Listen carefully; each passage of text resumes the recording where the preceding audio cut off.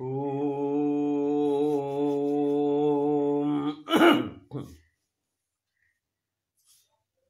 वेदान्तार्थप्रकाशेन जगदान्धनिवारकान् सर्वाचार्याग्रगण्यास्तान् वन्दे शङ्करदेशिकान्।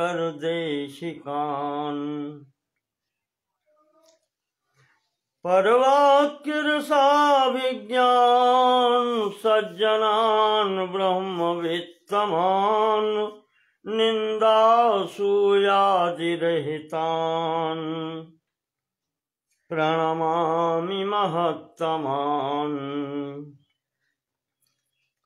मार्गं ते सम्प्रवक्ष्यामि विद्यारण्यप्रकाशितम् सम्यङ् विजानामि यथामति वदामि ते। श्रीमत्सर्वगुरून् नत्वा पञ्चदश्यानुर्भाषया ध्यानदीपस्य कुर्वेऽहं व्याख्यानं च यथामति।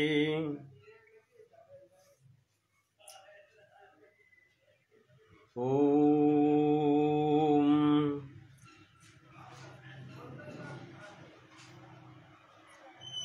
श्रीमद् विद्यारण्य स्वामी मुनिवर्य विरचित अद्वैत प्रतिपादक ग्रंथ पंचदशी के नवम प्रकरण में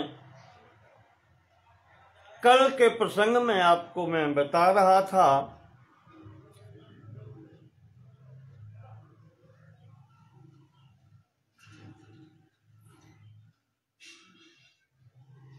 कि परोक्ष ज्ञान और अपरोक्ष ज्ञान प्राप्त करने के बीच में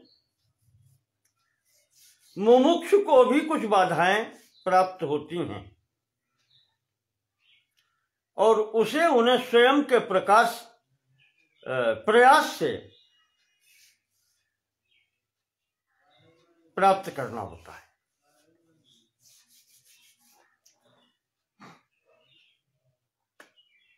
अब इसमें जो बाधाएं थी वो बताई। अंतिम बाधा ये बताई कि प्रारब्ध क्षय के कारण जब तक वो प्रारब्ध कुछ कार्य ऐसे होते हैं जब तक वो क्षय नहीं होते तब तक लक्ष्य की ओर पहुंचना या अग्रसर होना, इसमें भी बाधा आती है।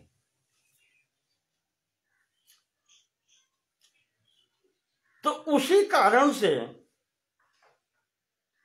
इसमें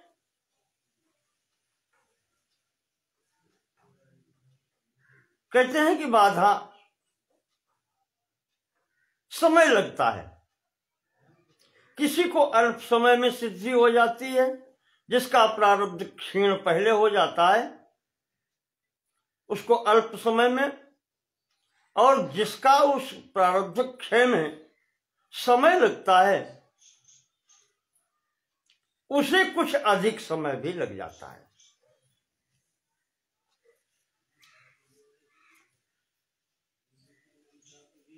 कल अंतिम समय में नेटवर्क गड़बड़ हो गया था, तो उसी प्रसंग को वहीं से उठाते हैं कि जैसा कि भगवान ने गीता में कहा है, अर्जुन के पूछने पर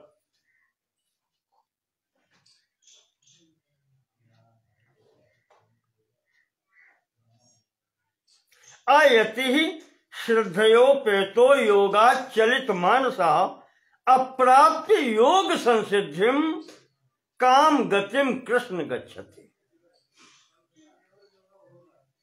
उस मार्ग पर चलते हुए भी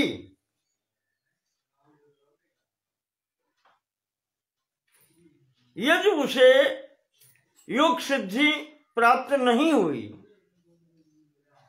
या बोध प्राप्त नहीं हुआ तो ऐसे योगी की क्या गति होती है?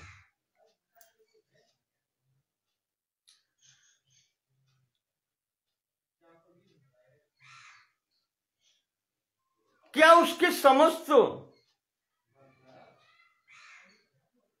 तपस्या का कोई फल नहीं होता? उसके साधन का फल कुछ भी नहीं होता? तब भगवान श्री कृष्ण ने गीता के 6ठे अध्याय में बतलाया कि पार्थ नैवेह नामुत्र विनाशस्तस्य विद्यते। हे पार्थ, ऐसे व्यक्ति का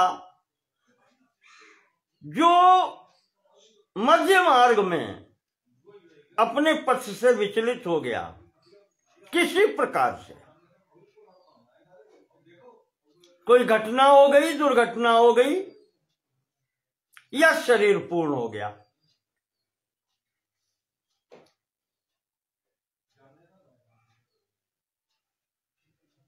न ही कल्याण कृत कश्चित दुर्गतिम तात गच्छति। ऐसे व्यक्ति का जो कल्याण मार्गी है, मोक्ष मार्गी है, तत्व ज्ञान मार्गी है, उसकी दुर्गति नहीं होती।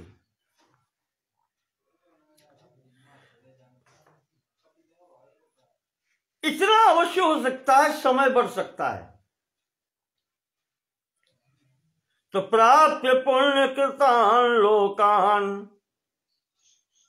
वो अपने तप के प्रभाव से, साधन के प्रभाव से पुण्य लोकों की प्राप्ति करता है।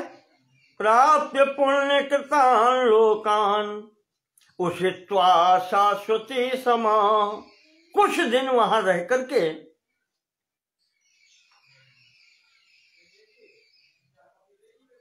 शुचीनाम श्रीमताम गे योग भ्रष्टो भिजायते।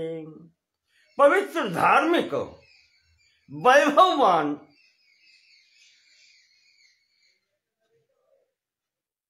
शुचि नाम श्रीमताम, वैभव संपन्न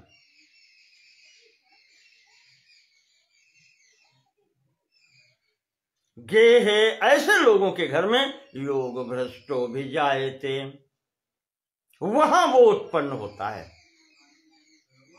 अथवा योगिनाम एव कुले भवति धीमताम, अथवा और अच्छे स्थिति हुई तो योगियों के घर में जन्म लेता है। योगी नाम भवने, योगी नाम कुले भवति, उसमें आता है। और वहां तो भगवान ने कहा है कि एतद् दुर्लभतरम लोके, इस संसार में दुर्लभ है ऐसे स्थानों पर जन्म पा जाना। जन्म यदि ईदृशम, ईदृशम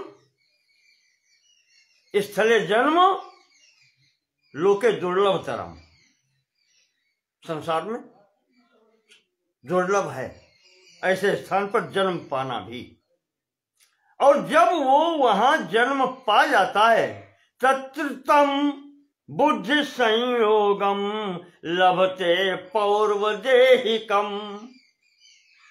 ऐसे स्थानों पर उत्पन्न होकर के वो व्यक्ति अपने पूर्वकृत अभ्यास से प्राप्त जो विचार हैं, जो बुद्धि है, उनसे पुनः युक्त हो जाता है, वही स्थिति प्राप्त कर लेता है। कहने का तात्पर्य ये कि जहां तक पहुंचा था अगली पढ़ाई वहां से प्रारंभ होती है, पुनः वर्णमाला इत्यादि नहीं पढ़नी पड़ती, पुनः सिरे से प्रारंभ नहीं करना पड़ता। पढ़ाई जहां पर छूटी थी वहां से ही उसकी पुनः प्रारंभ हो जाती है।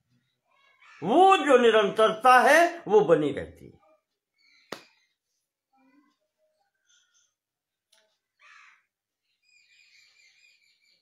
यत ते च ततो भूयः संसिद्धौ कुरु नंदन।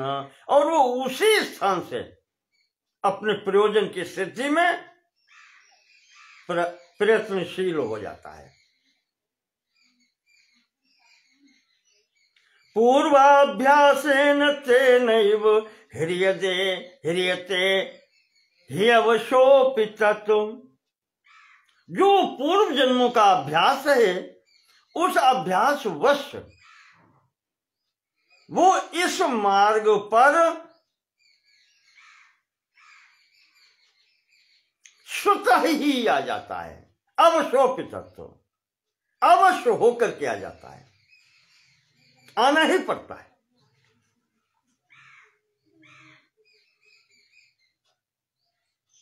जिज्ञासुरपि योगस्य शब्द ब्रह्माति वर्तते प्रयत्नादि यत्मानेषु। फिर उस प्रयत्न के निरंतर करते रहने से योगी संशुद्ध किल्बिषः अनेक जन्म संसिद्ध ततो याति पराम गतिम। इस प्रकार से वो अनेकों जन्म के अभ्यास से फिर वो योगी या वो साधक अपने लक्ष्य तक, उस परम गति तक पहुंच जाता है। ये भगवान श्री कृष्ण ने गीता में बतलाया था।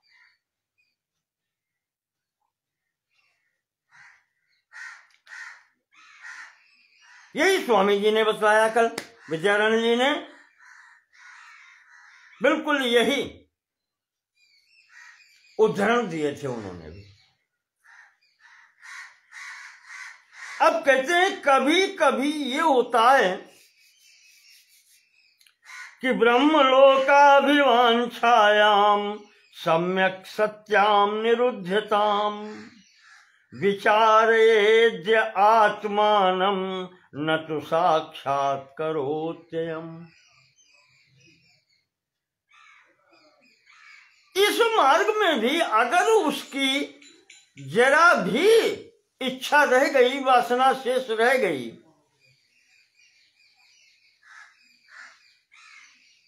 ब्रह्मलोक प्राप्त करने की भी, ब्रह्मा जी के लोक को देखने की या प्राप्त करने की भी अगर इच्छा है, वासना संपूर्ण समाप्त नहीं हुई, देखें आप, लेश मात्र भी अगर रह गई तो इससे भी उसके मार्ग में बाधा हो जाती।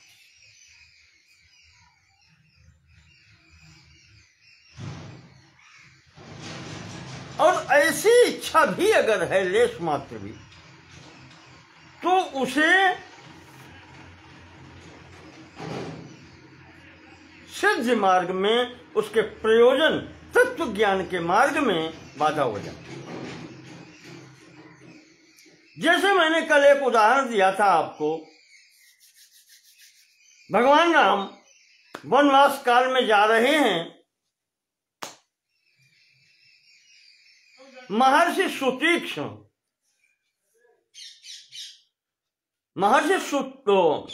महर्षि शरभंग जी रास्ते में मिलते हैं। वो जो शरभंग जी जब आश्रम पड़ता है उनका, तो वहां गोस्वामी जी लिखते हैं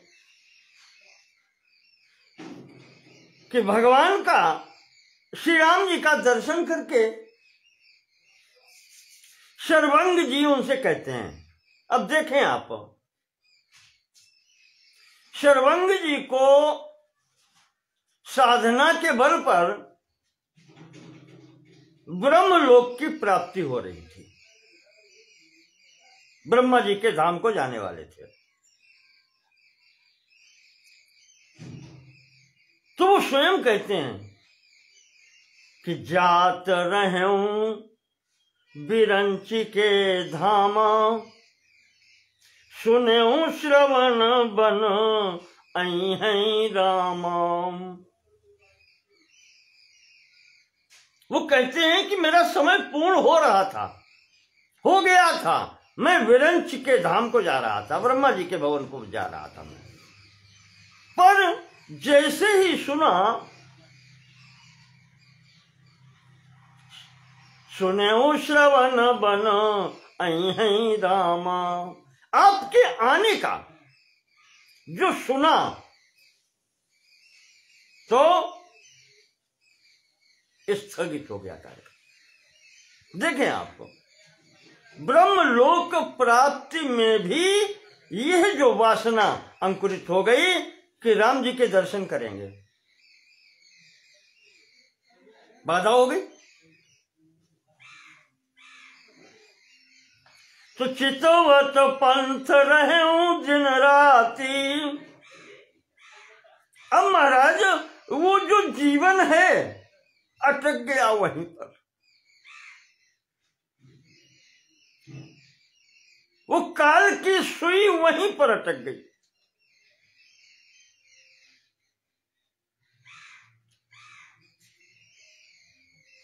क्यों? ध्यान लग गया। अब ये वासना ही समझ लें, अगर लौकिक रीति में समझे तो इसे थोड़ा सा वासना का रूप समझ लें कि चितवत पंथ रहूं दिन राती, अब प्रभु देखी जुड़ानी छाती।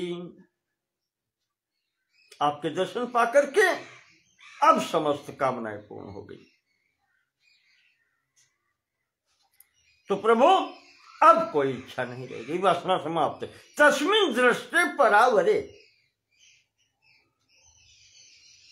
आपको देख करके समस्त वासनाएं क्षीण हो गई।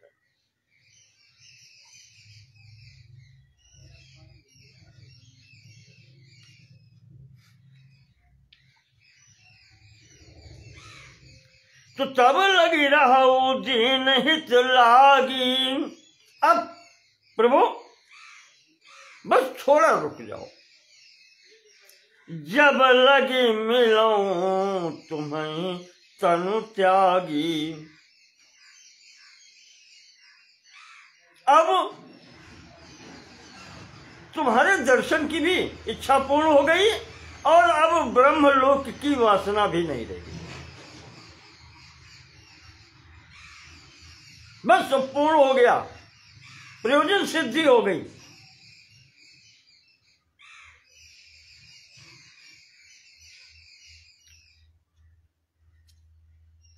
तो इस प्रकार से कह के महर्षि ने यही विधि सर रच मुनि सरभंगा,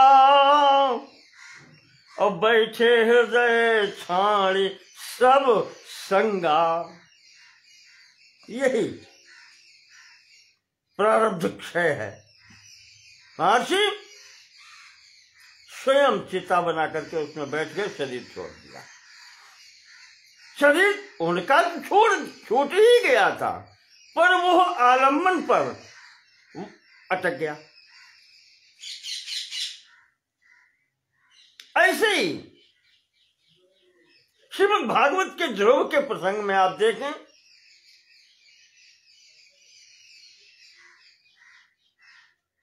जिस समय भगवान से साक्षात्कार होता है विष्णु का, तो वो जो वासना पूर्वाभ्यास से लगी थी, नहीं छूटी थी, पिताजी की गोद से उतारे गए थे राज्य सिंहासन की,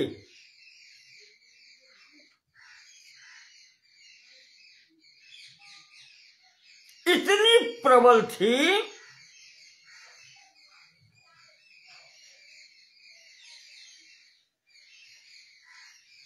कि तस्मिन दृष्टि परावरे भी वो वासना क्षीण नहीं हुई। भगवान के विष्णु के समक्ष आ जाने पर भी उस 5 वर्ष के बालक की वो वासना क्षीण नहीं हुई, और उसने वो समस्त स्थितियां वर्णन की हैं कि मैं तपस्या क्यों करने आया।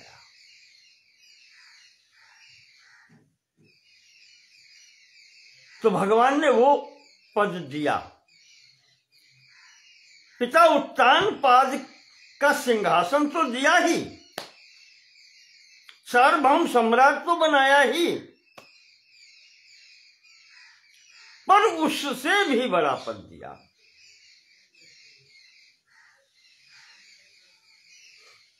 मोक्ष नहीं दिया।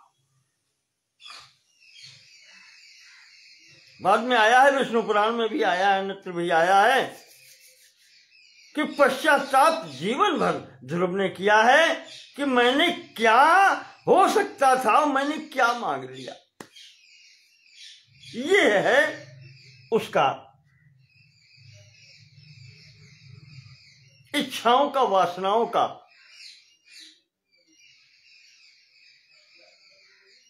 आरब्ध क्षय न होने का प्रभाव।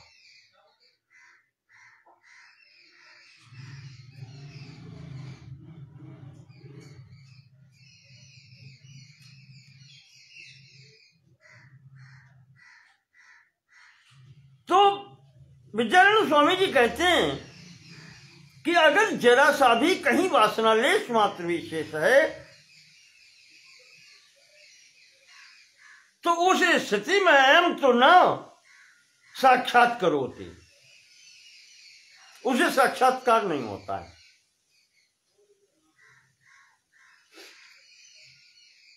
वेदांत विज्ञान सुनिश्चितार्था इति शास्त्रतः ब्रह्मलोके स कल्पान्ते ब्रह्मणा सह मुच्यते।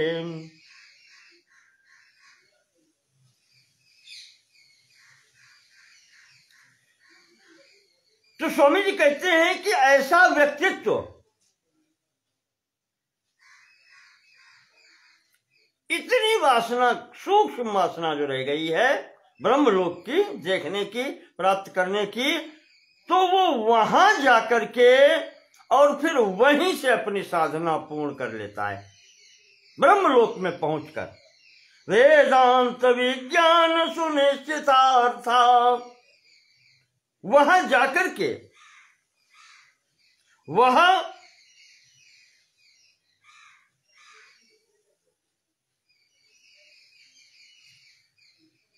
ये श्रुति में आया है, मुंडक उपनिषद का वाक्य है कि वेदांत विज्ञान सुनिश्चितार्था संन्यास योगादयतया शुद्ध सत्वा।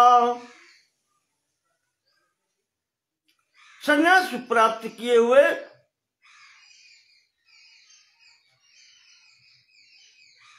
जो यति हैं, शुद्ध चित्त वाले हैं, ते ब्रह्मलोके तो परांत काले पराभृता परिमुच्यंत सर्वे।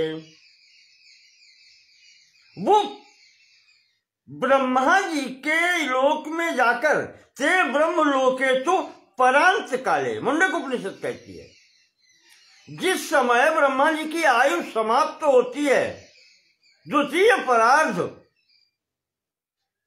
का अंत समय जब होता है, तब परामृता परिमुच्यन्ति सर्वे। उस स्थिति में वो उन वासनाओं से छूट जाता है और ब्रह्मणा सहते सर्वे संप्राप्ते प्रतिसंचरे परस्यांते कृतात्मानः प्रविशन्ति परम पदम। और ब्रह्मा जी के साथ में ही वो उस परमात्मा में प्रलय के समय ब्रह्मा जी की स्थिति जब आयु पूर्ण होती है तो उनके साथ ही वो पर ब्रह्म में लीन हो जाते हैं। तो वही यहां पर विद्यारण्य जी कहते हैं कि ब्रह्मलोके सकल्पान्ते, यहां कल्पान्ते कह दिया, चलो कल्प के अंत में भी जब ब्रह्मा जी का दिन पूर्ण होता है तो ब्रह्मणा सह मुच्यते, ब्रह्मा जी के साथ में ही वो वहां लीन हो जाता है। तो समझ लग सकता है बहुनाम जन्म नाम अंत्य और अनेक जन्म संसिद्ध ततो याति पराम गतिम। अब इस बीच में अनेक जन्म हो सकते हैं। आगे स्वामी जी कहते हैं अब तो केशांचित सविचारोपि कर्मणा प्रतिबध्यते।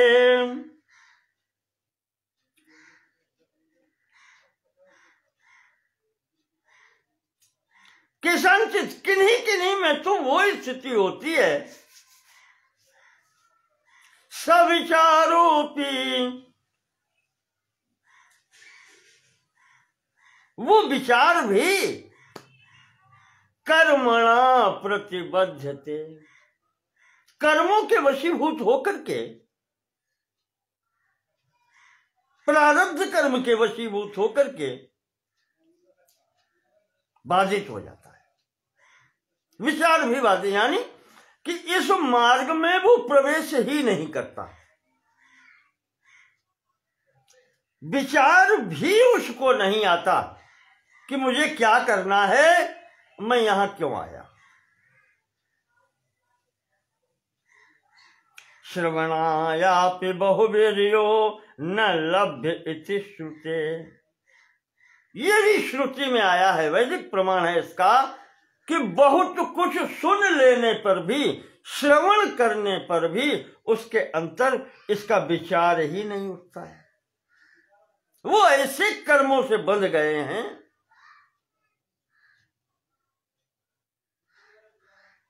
कि उन कर्मों के फलस्वरूप वो इस मार्ग पर एक कदम चलने को तैयार नहीं।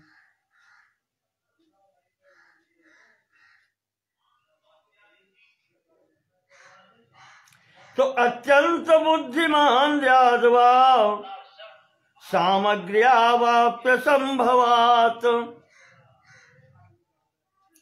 अब इसमें आप या तो ये कह लीजिए कि उसकी बुद्धि जड़ हो गई है, बुद्धि मांद्य, मंदता बुद्धि में आ गई है, जड़ता आ गई, मूर्खता आ गई। बुद्धि की क्षीणता के कारण सामग्र्यावासम वाप्य संभवात, या आप ये कह लीजिए कि वो कोई सहायक सामग्री उसको नहीं प्राप्त हुई है ऐसी जिससे वो इस मार्ग पर चले। चाहे आप कह लें मार्गदर्शक नहीं मिला, रास्ता बताने वाला नहीं मिला।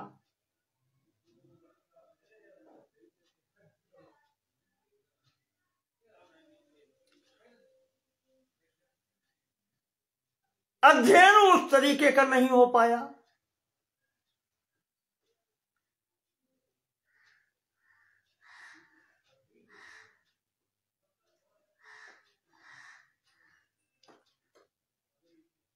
तो जब ऐसी स्थिति है तो कहते हैं कि कम से कम उसके लिए ये तो एक मार्ग है कि उस परमात्मा का चिंतन करे। हमारे भक्ति मार्ग में तो कहा जाता है कि भाय को भाय अनख आलसहु, नाम जपत मंगल दिशि दसहु। चाहे जैसे आप जप, भाय कुभाय अनखाय आलसो, किसी प्रकार से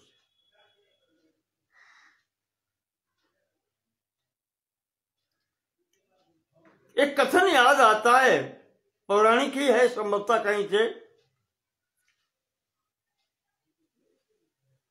कि मूर्खो वदति विष्णाय धीरो वदति विष्णवे,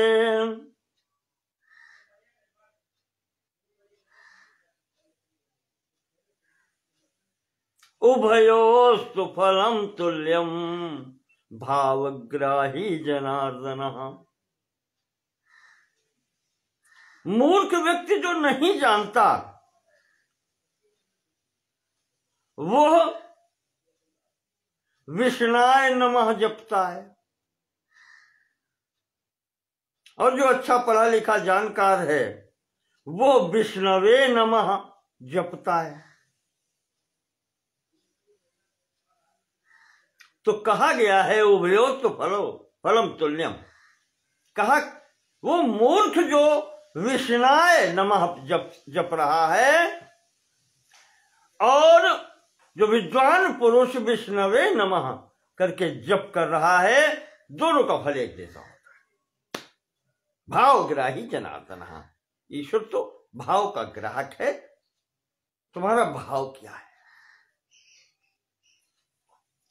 वो यहां पर विद्यानंद स्वामी जी कहते हैं कि अगर ऐसा मूर्ख भी है जो उस मार्ग पर नहीं चल पाता है, तो परमात्मा का नाम ले सकता है, उस ब्रह्म का चिंतन तो कर सकता है कि कोई सत्ता है जो हमें भी चला रही है, इस सृष्टि प्रपंच को चला रही है, उसका चिंतन तो हो ही सकता है।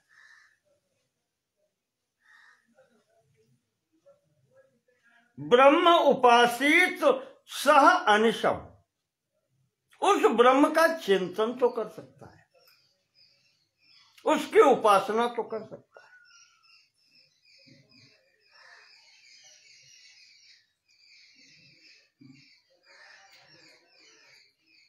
और स्वामी जी कहते हैं कि निर्गुण ब्रह्म तत्वस्य न ही उपास्तेर संभव।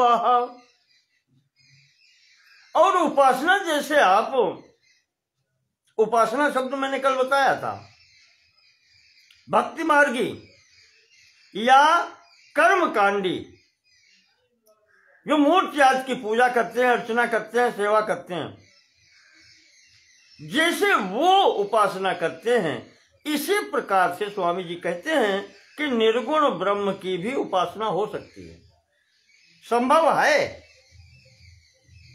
न ही उपास्ते असंभव। निर्गुण ब्रह्म की उपासना भी असंभव नहीं है। सगुण ब्रह्मणि वात्र प्रत्रया वृत्ति संभवातु। जैसे सगुण परमात्मा की उपासना होती है, बिल्कुल ठीक उसी प्रकार निर्गुण परमात्मा की, निर्गुण ब्रह्म की उपासना भी हो सकती है।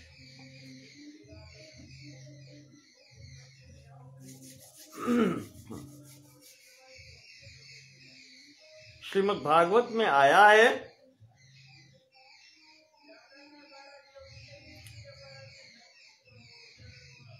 कि सगुणोपासना से निर्गुण उपासना का मार्ग सुखदेव जी ने परीक्षित जी को बतलाया है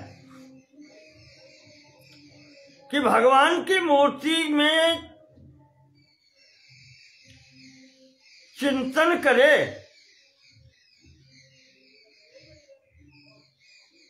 और चिंतन भगवत मूर्ति में चरणों से प्रारंभ होकर के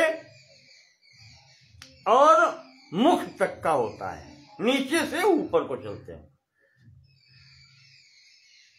भगवती देवी जी के चिंतन में मुख मंडल से लेकर के चरणों की ओर चलते हैं, दो प्रकार।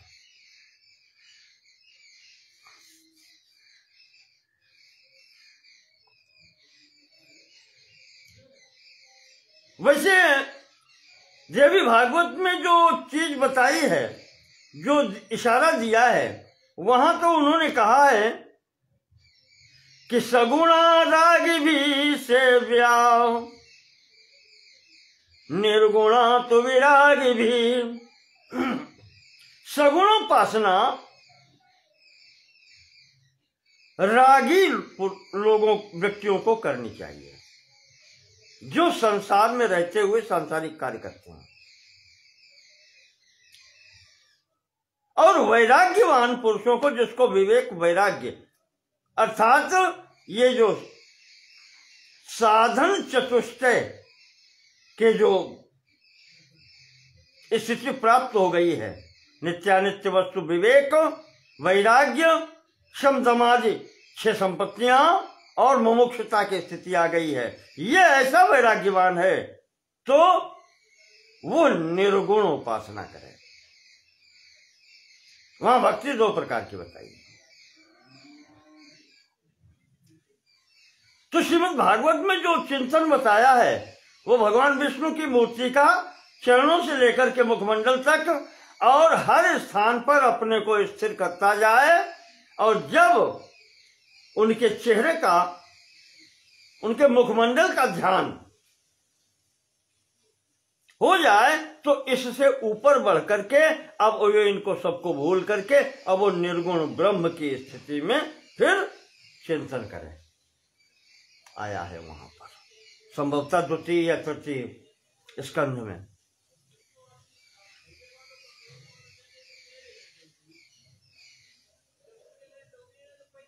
तो ये मार्ग है। वही स्वामी जी कह रहे हैं कि जैसे सगुण उपासना हो सकती है वैसे निर्गुण उपासना भी हो सकती है।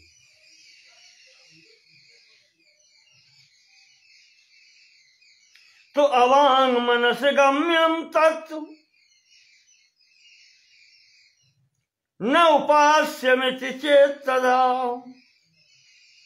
अगर आप ये कहें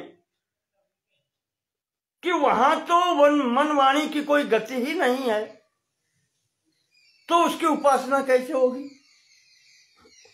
उपासना तो जहां तक इंद्रियां और मन जाता है, अंतःकरण, उसकी ही उपाधि है। उसके परे जहां पर इनकी भी गति नहीं है वहां उपासना कैसे होगी? तो अवांग मनस गम्यस्य वेदनम न संभवेतु। तो स्वामी जी ये कहते हैं कि ये कह तो दिया गया है कि वहां पर इंद्रियों की, मन की यानी अंतःकरण की गति नहीं है, पर ये बताओ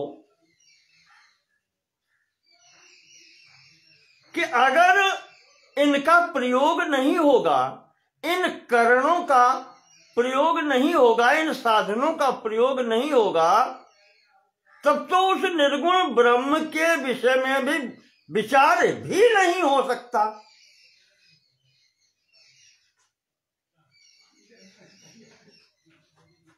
अगर ये इस प्रकार की स्थिति है तो ये तो विचार भी नहीं, वेदनम नापि वेदनम न संभवेत, वो ज्ञान की तो बातें दूर रही।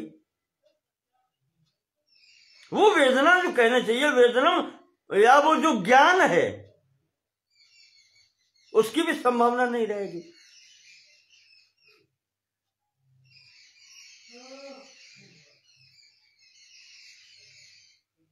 तो वहां जब तक नहीं पहुंचेंगे, उस स्थिति तक पहुंचने तक तो ये साधनों की स्थिति है, और इन साधनों की स्थिति मन, इंद्रियां, अंतःकरण की वो जैसी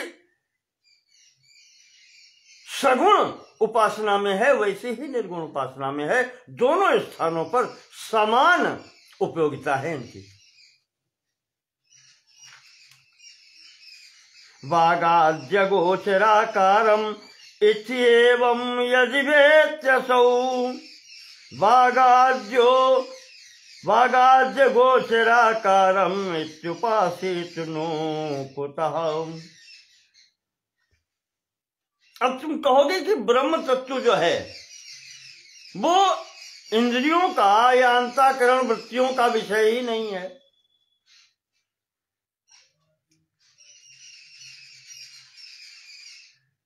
ये वो विषय नहीं है, इन इंद्रियों का,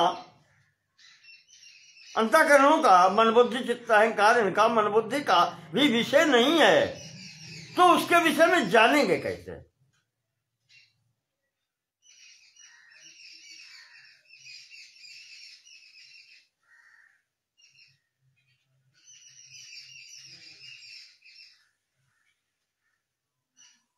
क्या ऐसी स्थिति में भी उसको जानना संभव है? स्वामी जी कहते हैं हाँ है।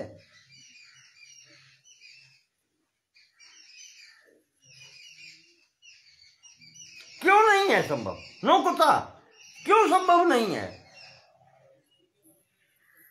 मार्ग तो वही है।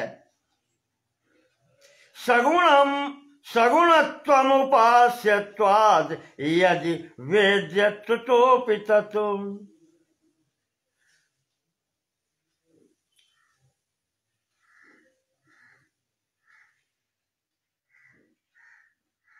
तो शंका होती है कि अगर इनके द्वारा अंतःकरण, मन, बुद्धि और इंद्रियों के द्वारा वो जानने योग्य है, तब तो वो सगुण हो गया। वही सगुण हो गया, फिर निर्गुण रहा कहां?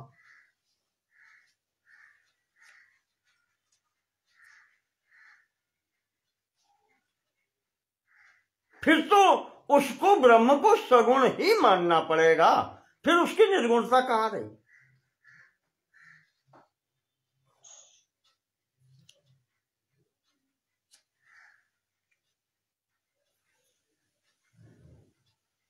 तो इस पर स्वामी जी उत्तर देते हैं कि वेद्यम चेत लक्षणावृत्त्या लक्षितम समुपास्यताम। स्वामी जी कहते हैं इसीलिए तो सबसे पहले लक्षणा के द्वारा ये बताया गया है।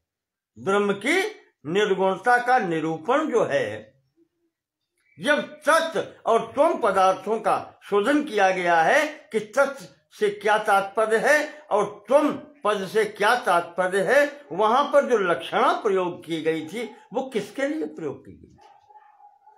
स्वामी जी कहते हैं उसी लक्षणा के प्रयोग से यहां सगुण ब्रह्म की उपासना करते हुए भी उस निर्गुण तत्व की उपासना करो।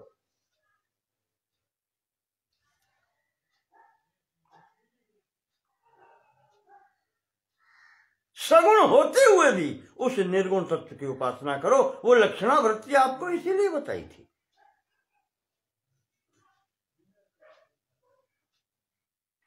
कि परमार्थिक सत्ता चिदानंदमय ब्रह्म जो है, उपासना तो उसी की। ब्रह्म विद्धि तदेव त्वम न तो इदम यद उपासते। क्या होता है?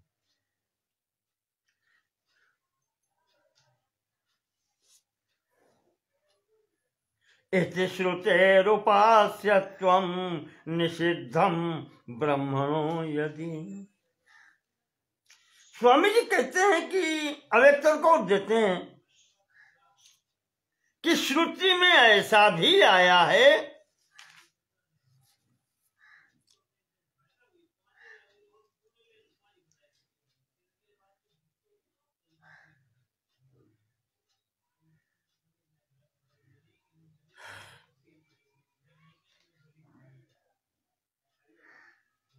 संभवतः प्रश्नोपनिषद है या केनोपनिषद है, मुझे याद नहीं आ रहा, आया है कि यन मनसा न मनुते, जिसका मनन मन से नहीं हो सकता, यानी मन से परे है। ये नाहुर मनोमतम, जिसकी प्रेरणा से मन कार्य करता है। तदेव ब्रह्म त्वम विद्धि, उसी को तुम ब्रह्म समझो। नेदम यदिदम उपासते, जिसकी उपासना कर रहे हो वो ब्रह्म नहीं है। जिसका चिंतन कर रहे हो, मनन कर रहे हो, कहते हैं जब मन के द्वारा उसका चिंतन नहीं हो सकता है, उसकी प्रेरणा से मन मनन करता है, वो ब्रह्म है, उसका चिंतन करो, इसका नहीं। नेदम यदिदम उपासते, जिसकी तुम उपासना कर रहे हो इसका नहीं करना है। अब ये श्रुति क्या कह रही है? ब्रह्म तो वो है जो चिंतन कराता है, मन बुद्धि के व्यापार जिसकी प्रेरणा से होते हैं, जिसकी उपस्थिति मात्र से होते हैं, वो ब्रह्म है। तो ऐसे तो जो उपासना आप सम्मुख कर रहे हैं उसका तो निषेध हो गया। यद इदम, जो ये आप कर रहे हैं, यद इदम उपासते न इदम, ये नहीं है ब्रह्म जिसके तुम कर रहे हो। तो अब क्या करोगे?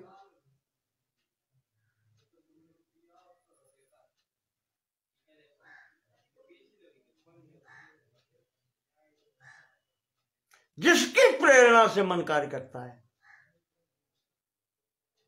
तो वहां उसकी मन की गति क्या होगी? हो ही नहीं सकती। कहते हैं श्रुति में तो ये है।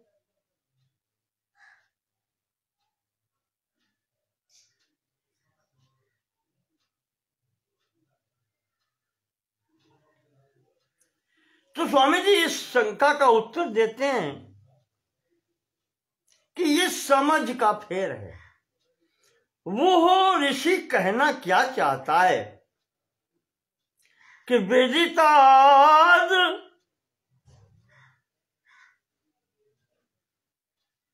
अन्य देवेति श्रुतेर्वेद्यत्वमस्य न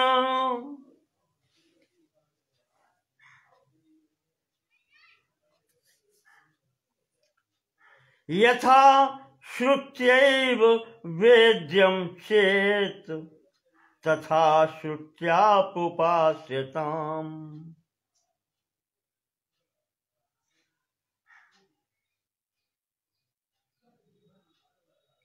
विदितात् अन्यत् एव श्रुति अस्य।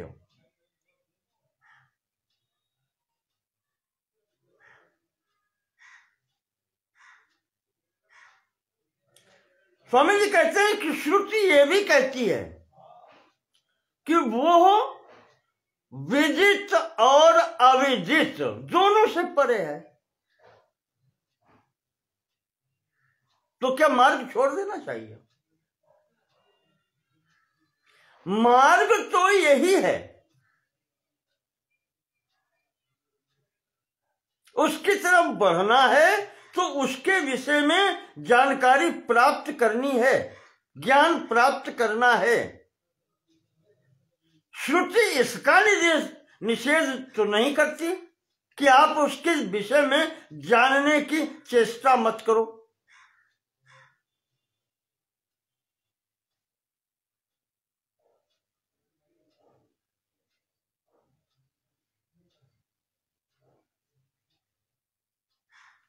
श्रुति तो विदित और अविदित से परे मानती है उसको। तो स्वामी जी कहते हैं कि मानती रहे, पर आप उसकी उपासना कर लो। चिंतन करने में क्या जाता है? जब आदिगुरु शंकराचार्य जी भगवान का पूजन अर्चन मानसिक बता देते हैं, रत्नयासन हिमजलैर कल्पितम, मानस पूजा जब हो जाती है तो उस ब्रह्म का चिंतन क्यों नहीं हो सकता?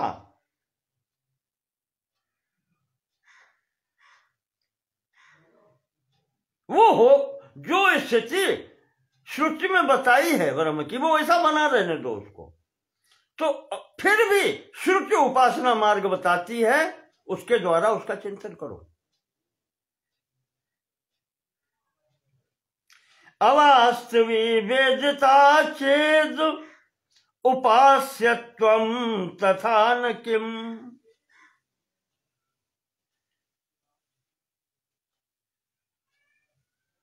तो अब कहते हैं स्वामी जी कि तुम ये सोचोगे कि जब वो विदित और अविदित इनसे भी परे है विदित है भी और नहीं भी, इन सबसे परे है।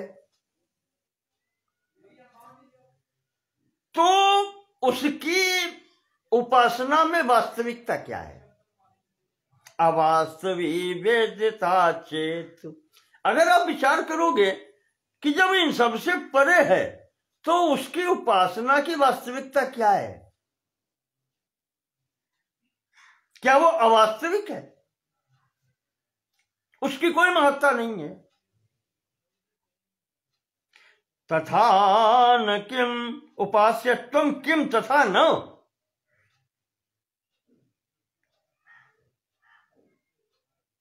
तो उपासना क्यों नहीं हो सकती? चलो ठीक है, वो इन सब से परे है, पर चिंतन तो हो ही सकता है, उपासना तो हो सकती है।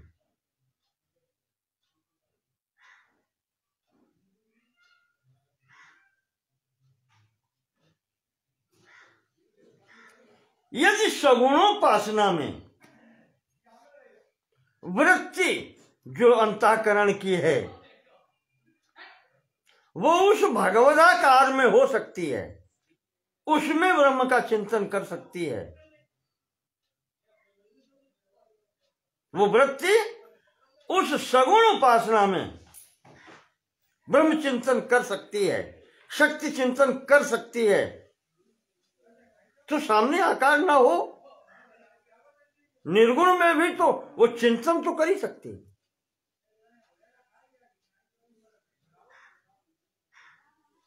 चेत उपास्यत्वेपि तत् समम। उपासना उसी प्रकार से हो सकती है जैसे सगुणत्व में होती है, चिंतन ही करना है। काते भक्ति उपास्तौ चेत। अब तुम सोचोगे कि अब हम भक्ति मार्ग की ओर ले जा रहे हैं, बात ज्ञान मार्ग की हो रही थी। ये तो सगुण उपासना वो जो है उपासना की बात कर रहे हैं, तो तुम सोचते होगे कि मैं भक्ति मार्ग की ओर जा रहा हूं।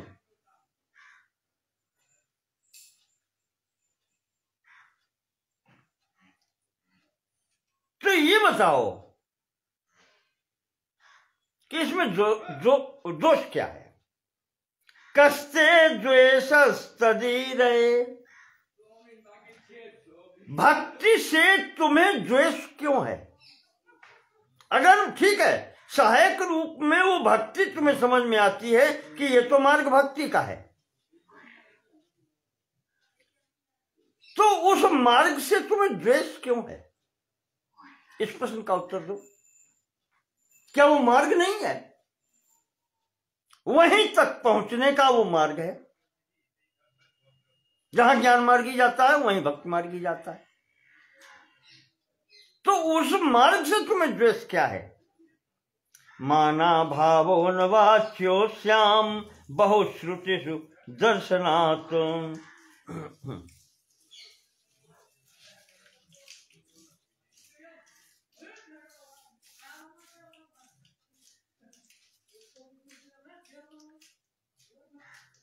श्रुतियों में आपको पहले ही बता चुके हैं, तापनीय उपनिषदों में रामोत्तर तापनीय, कृष्णो गोपालोत्तर तापनीय, नरसिंहोत्तर तापनीय उपनिषद आज में उपासना की विधियां दी गई हैं और निर्गुण ब्रह्म की तरफ निर्गुणोपासना के लिए विधियां दी गई हैं।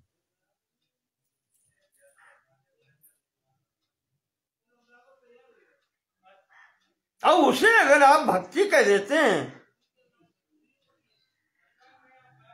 तो श्रुति समर्थित है कि नहीं?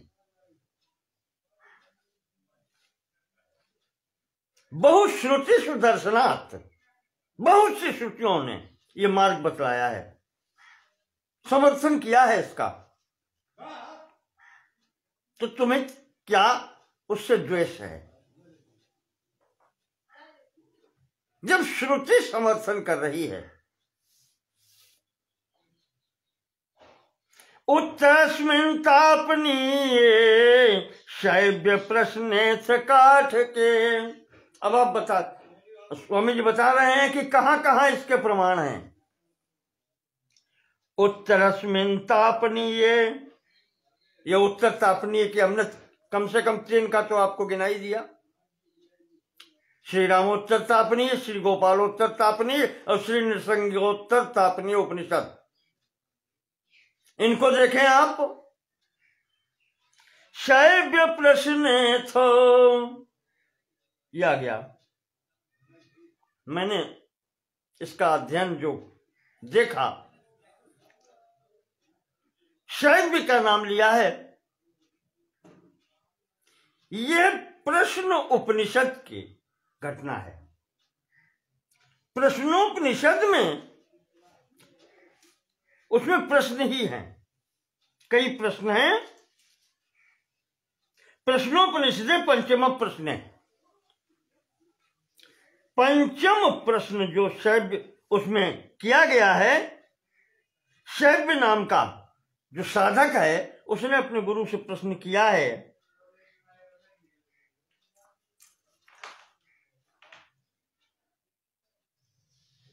उसमें भी ये कहा गया है, यह पुनरेतम त्रिमात्रेणोमित्यनेन एव अक्षरेण परम पुरुष अभिधीयेत।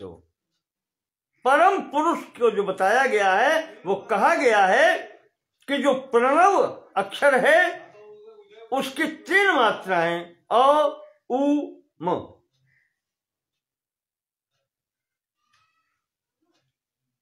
त्रिमात्रेण ओम इति अनेनैव अक्षरेण परम पुरुष विधीत। ओम शब्द से ही वो अभिधेय है, ये उसका ही स्वरूप है या नाम है।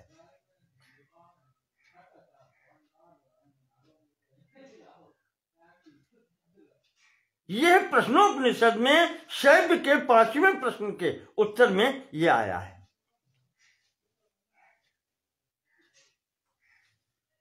और आगे कहा है,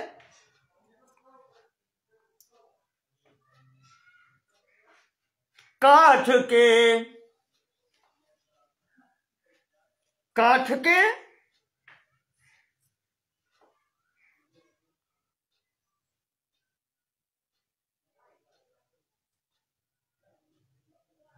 कठोपनिषद का कठवल्ली उसमें आया है। क्या आया है कि सर्वे वेदायत पदमामनन्ति एतद्धेवाक्षरं ब्रह्म एतदालंबनम श्रेष्ठम। आ गया। यहां भी वही बात आई है, एतद् ही एव अक्षरम ब्रह्मम। ओम का यहां भी कहा है, निर्गुणता की ओर ले गए। और आगे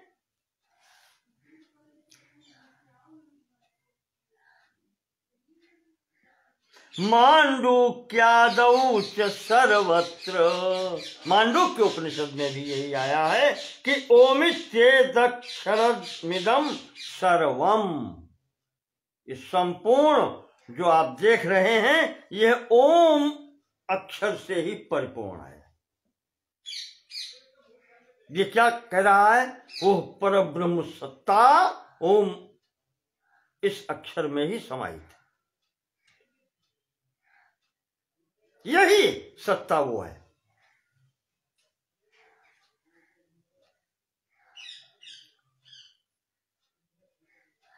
तो इनके माध्यम से अब यहां पर ये 4 उत्तर तापनीय, प्रश्नोपनिषद, कठवल्ली और मांडूक्य उपनिषद, 4 प्रमाण स्वामी जी ने रख दिए।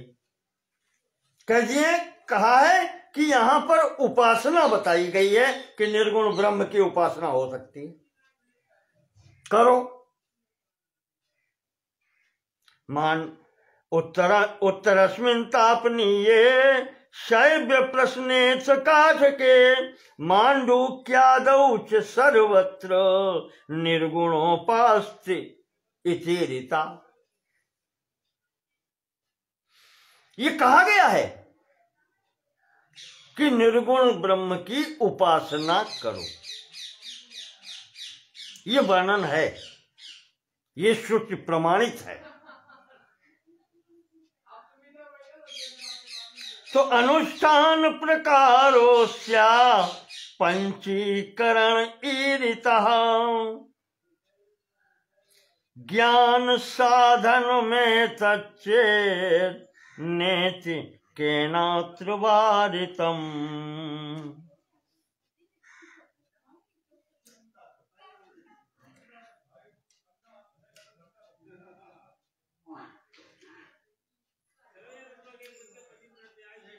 तो स्वामी जी कहते हैं कि जब इसका समर्थन श्रुतियों ने किया है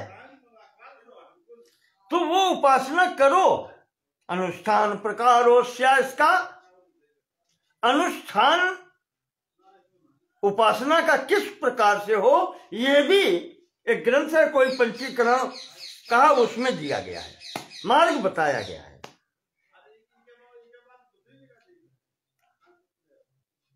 तो अब फिर तर्क आता है। अब स्वामी जी कहते हैं कि तुम ये कहोगे कि पंचीकरण वाले मार्ग से करो, तदात्मना आकाश संभूतः, ठीक है, वहां से लेकर चलो तो वो सब में अनुगत है। जब कारण से कार्य होता है तो कारण उसमें उपलब्ध रहता है। सूक्ष्म तत्व जो उत्पन्न हुए हैं और फिर उनका पंचीकरण हुआ है, तो वो तो हर जगह अनुगत है। इस मार्ग से करो उपासना, यहां से प्रारंभ करो पंचीकरण के द्वारा।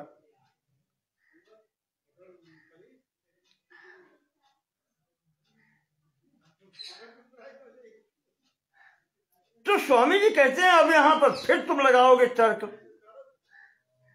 कि उपासना अगर हम करते हैं तो उपासना तो ज्ञान प्राप्त करने का साधन होती है। उपासना ज्ञान थोड़े हो सकती।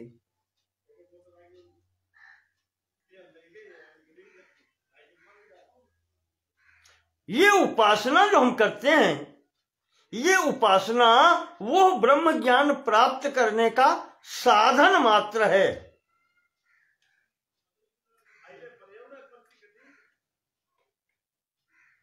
ये मुक्ति की स्थिति कैसे देगी?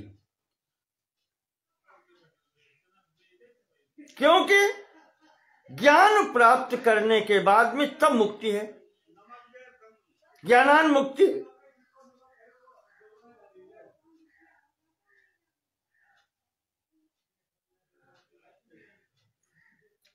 तो स्वामी जी कह रहे हैं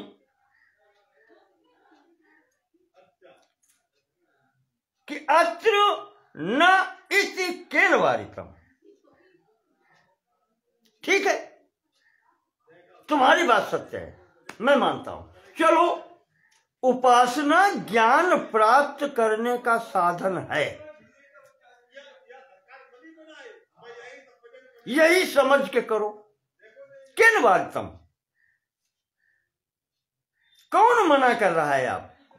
ये सोचने से आपको कौन मना कर रहा है? आप यही सोच के उपासना करो, उपासना करो। मैंने ये कब कहा?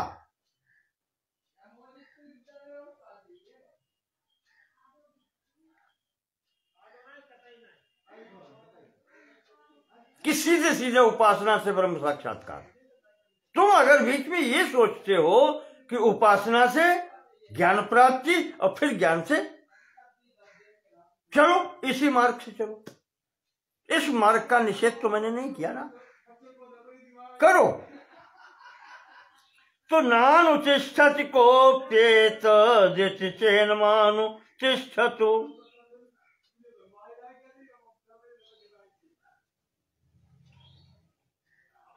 पुरुषस्यापराधेन किमुपास्ति प्रदुष्यति। अब ये तुम्हारे ऊपर है कि तुम ये करो या न करो।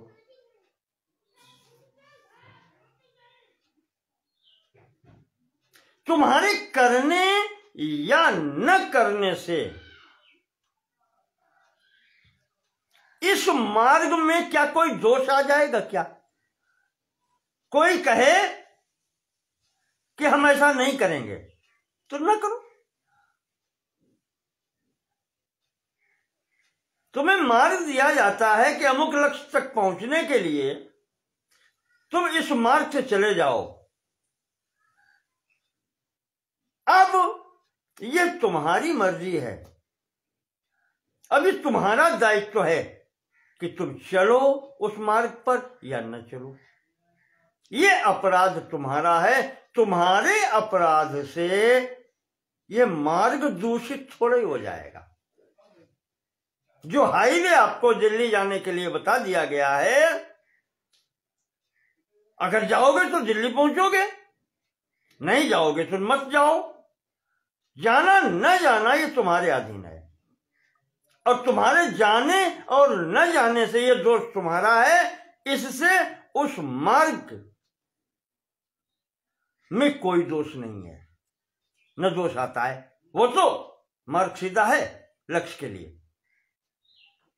किमुपास्ति प्रदुष्यति, ये उपासना मार्ग जो बताया गया है यहां पर, उसमें दोष थोड़े आ जाता है कि तुम उसको अपनाते हो कि नहीं अपनाते हो। ये पुरुषस्य अपराधेन, ये साधक या पुरुष के अपराध से मार्ग में दोष नहीं आता। मार्ग है तो है। इतोच्यतिशयं मत्वा मंत्रान् वश्याधिकारिणः मूढ़ा जपन्तु तेभ्योति मूढ़ा कृषिमुपासताम्।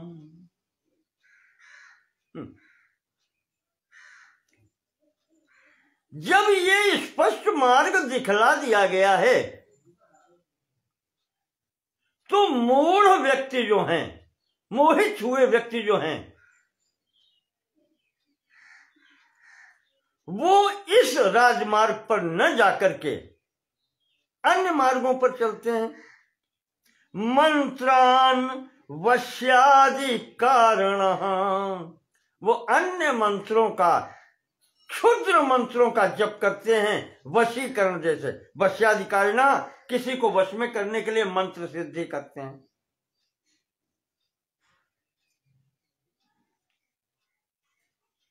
ये मूढ़ पुरुष हैं।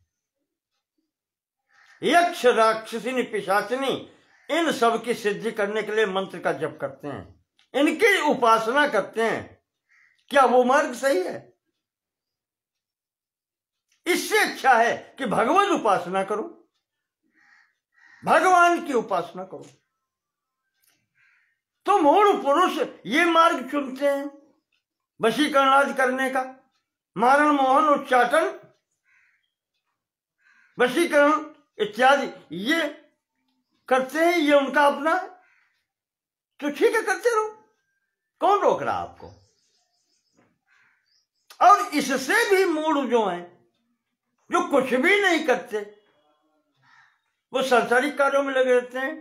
कृषि में उपासना, तो खेती करो, फिर भाग क्यों रहे हो उधर उधर? सबसे निकृष्ट उपाय बताया गया, फिर खेती करो। देहाती भाषा में कहते हैं केचुआ काटो, हत्या, जीव हत्या करो। किसान तो जितना भी जो कुछ करता है खेत में, जीव हत्या ही होती है। यदि वो फसल तैयार करता है, अन्न देता है, वो देता है, फिर भी कृषि कार्य में हिंसा ही भरी पड़ी है। तो कहते हैं वो जड़ व्यक्तित्व ही, अगर तुम्हें उसी स्थिति में रहना है तो वो मंत्र भी यक्ष राक्षसी वशीकरण करने वाले क्यों जब करते हो? खेती न करो सीधे। कौन रोक रहा है आपको?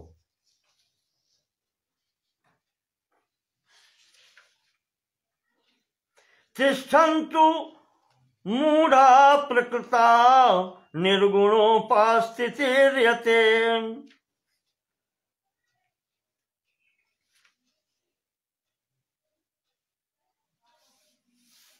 स्वामी जी कहते हैं कि बेकार की बात मत करो।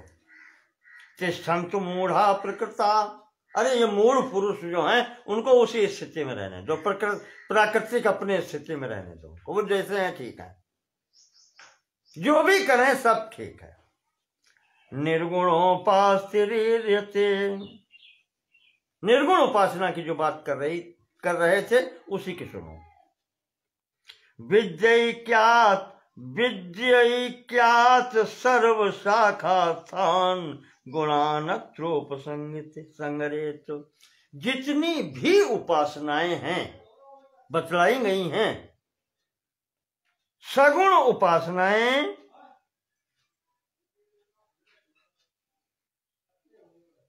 और निर्गुण उपासनाएं, सबका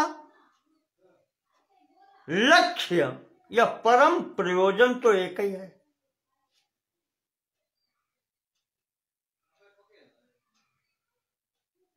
जहां पर उपासनाओं का उपसंहार होता है,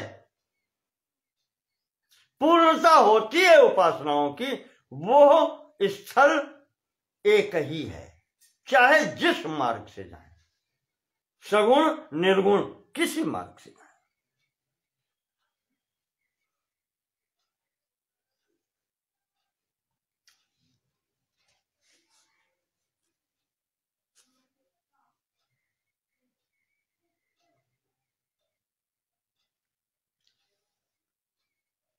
आनन्दादेर्विधेयस्य गुणसंघस्य संगति। आनन्दादय इत्यस्मिन् सूत्रे व्यासेन वर्णिता।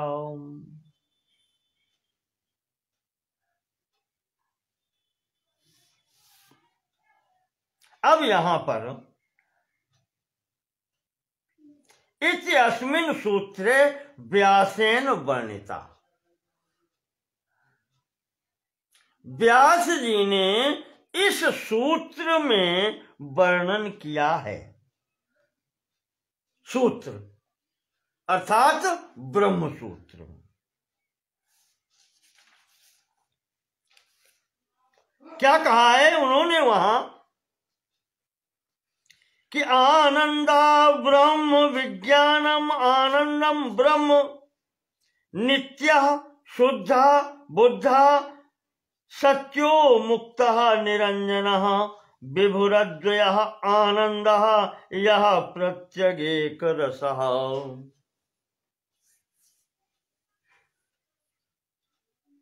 और ऐसा ही तैत्तिरीय उपनिषद की ब्रह्मानंद वल्ली में भी संभवता है, जो उसकी स्थिति आनंदमय बताई गई है।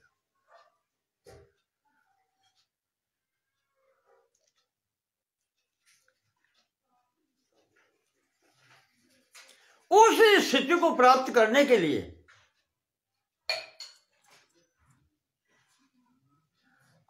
जो व्यास जी ने बतलाई है वहां पर सूत्रों में, आनंदादेर विधेयस्य,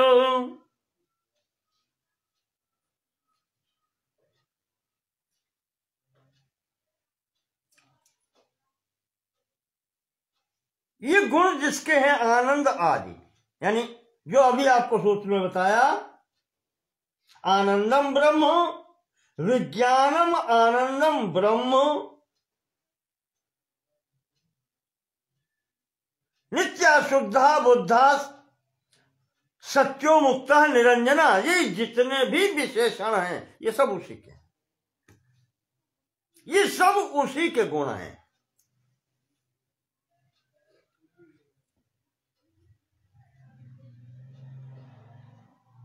ये ब्रह्म सूत्र में जो व्यास जी ने बताए हैं,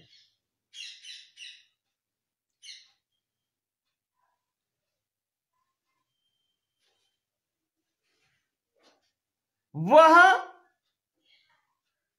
गुण संघस्य संहृति ही अस्थूलादेर निषेध है। ये गुण बताते हुए भी व्यास जी ने उस परब्रह्म सत्ता को स्थूल नहीं बताया है।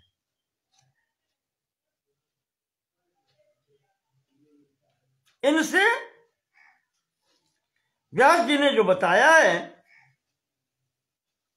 वहां पर वो ये नहीं कहा है कि स्थूल है, अस्थूल, स्थूल नहीं है, न ह्रस्व है न दीर्घ है। इस प्रकार की स्थितियां उन्होंने बताई हैं, जहां पर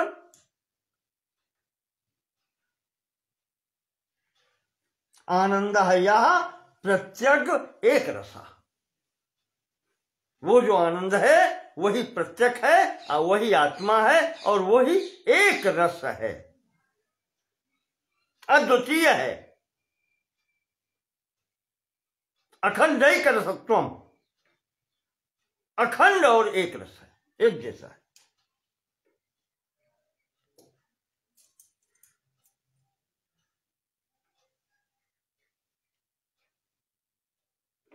ये जो जब बताई जाती हैं स्थितियां, जहां पर दो प्रकार की स्थितियां, जैसे पीछे कह दिया था कि वो विदित और अविदित से परे है, तो इनका कहने का मतलब विधि निषेध वाली बात नहीं है।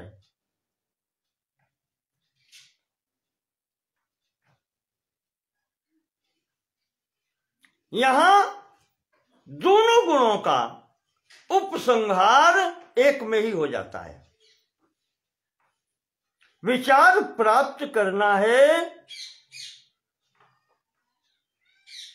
तो विचार के अंतर्गत ही इन विधि और निषेध वाक्यों का दोनों का उपसंहार उसी में हो जाता है। यहां जो निषेध भी किया गया है वो निषेध छोड़ने के लिए नहीं है, इस निषेध का भी अंतर्भाव उस विधि में ही हो जाता है। अणोरणीयान महतो महीयान, वो बड़े से महान है और वो अणु से भी अणु है। अब इसमें किसको विधि कहेंगे और किसका निषेध कहेंगे? ये दोनों प्रकार की स्थितियां जब विचार करके देखें तो ये कहता है कि वो सर्वत्र व्यापक है, हर व्यापक सर्वत्र समाना, ये कहने का। तो यहां विधि और निषेध दोनों का इसी में अंतर्भाव हो जाता है। या इसको जब कभी कहते हैं वो अणु भी नहीं है और महान भी नहीं है, तो या सर्वम आवृत तिष्ठत् दशांगुलम, इन सबको आवृत करके भी इनसे अलग 10 अंगुल और बड़ा बाहर ही रहता है, इनके अंदर भी है और नहीं भी है। ये सब विधि निषेध है, विधि नहीं है निषेध, पर वो निषेध ये कहता है कि सर्वत्र है, ये कहने का तात्पर्य है। तो निर्गुण ब्रह्म तत्व से विद्यायाम गुण संगति न युज्यते तुपालंभो व्यासम प्रत्येव माम न तू।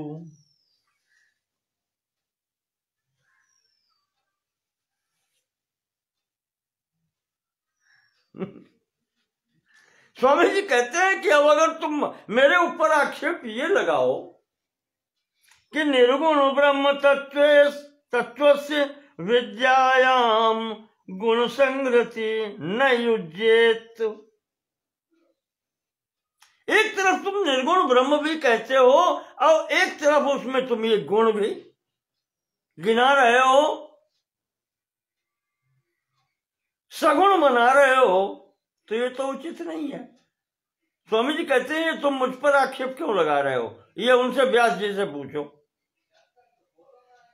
इस उपालंभो व्यासम प्रति एव मामनतु। ये उलाहना तुम मुझे क्यों दे रहे हो, ये तुम मुझसे भी जो अधिक जानकार हैं, व्यासो नारायण स्वयं, जो भगवदावतार भगवान व्यास जी हैं, उन्होंने कहा है, तो उनसे पूछो मुझे उलाहना ये क्यों दे रहे हो, कैसा मैंने क्यों कहा। मैंने तो जो व्यास जी ने कहा था वही मैंने आपको बता दिया, मेरे लिए वो आप तो हैं।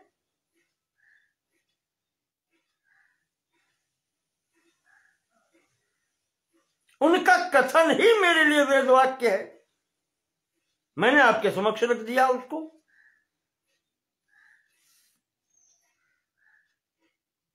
हिरण्यश्मश्रु सूर्यादिर मूर्ति नाम अनुदाहते।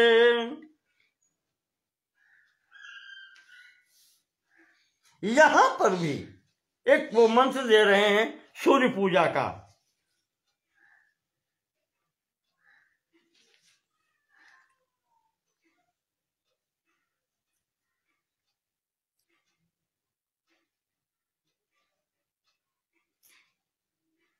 कहते हैं उसमें जब सूर्य जी की पूजा होती है तो मूर्ति का विधान जो है उसमें मूर्ति की स्थिति बताई गई है कि इनका स्वरूप ऐसा है, उनके दाढ़ी मूछ भी है।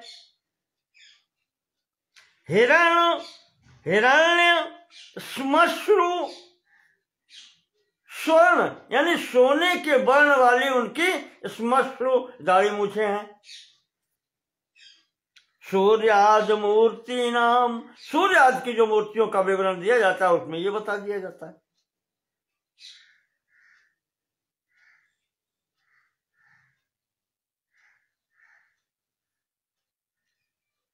अब अनुदाहरते, अब कोई ये कहे कि ये उदाहरण ही ठीक नहीं है, उदाहरण न होकर के अनुदाहरण है,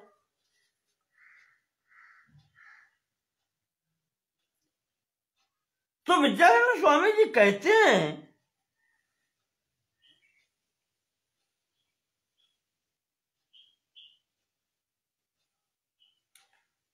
कि इसके कहने से उस निर्गुण ब्रह्म की उपासना में कहां अंतर पड़ता है। इन सबका आदि कारण तो वही है, चिदानंदमय ब्रह्म परात्पर परमात्मा, वो जो है इन सबका कारण ब्रह्म वही तो है। इन सबको जिसको तुम उदाहरण नहीं मानते हो, इनको कहने से क्या अंतर पड़ता है।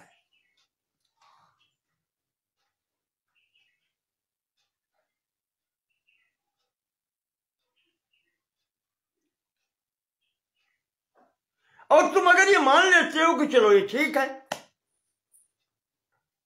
हम इस प्रकार से उस निर्गुण निराकार की उपासना ही कर रहे हैं, मूर्ति में कर रहे हैं, सूर्य पूजा में, दुर्गा पूजा में, पंचदेवों की पूजा में,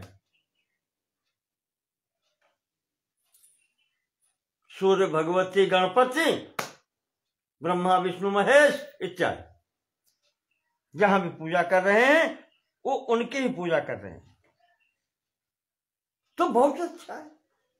ये अगर तुम्हारे अंदर भाव आ गया कि मैं वही कर रहा हूं, अरे यही तो चरम लक्ष्य है, पहुंचना तो यही है, अरे फिर तो इसका तात्पर्य हो गया कि तुझे तत्व ज्ञान है, हो गया तेरे को तत्व ज्ञान। स्वामी जी पुष्टि कर रहे हैं कि अगर इस भाव से तेरी उपासना है तो तुझे फिर तत्व ज्ञान हो गया।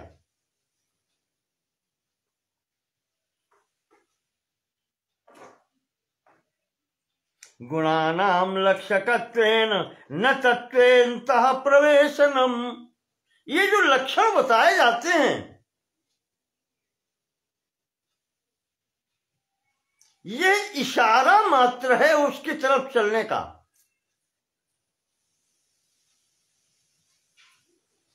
जैसे कोई व्यक्ति प्रतिपदा का या द्वितीया का चंद्र निकल रहा है और आप तो व्यक्तित्व ये बताता है कि वो देखो वृक्ष है, वृक्ष की वो ऊपर वाली शाखा है और उस शाखा के ऊपर जो पत्ते दिखाई पड़ रहे हैं उनके ही ऊपर वो चंद्रमा है।